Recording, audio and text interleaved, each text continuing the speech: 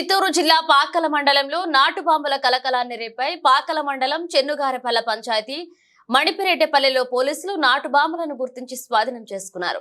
Railway gate సమీపంలోని విద్యుత్ sub station పక్కన ఓ ఇంట్లో ఆదివారం 26 నాటు బాంబులను పోలీసులు గుర్తించారు. నాటు బాంబులను తయారు చేస్తున్న బాబు గజేంద్రలను పోలీసులు అదుపులోకి తీసుకున్నారు. అయితే పోలీసుల విచారణలో నిందితులు ఆ నాటు బాంబులు ఎందుకు తయారు చేస్తున్నారు అనే విషయాన్ని వెల్లడించలేదు.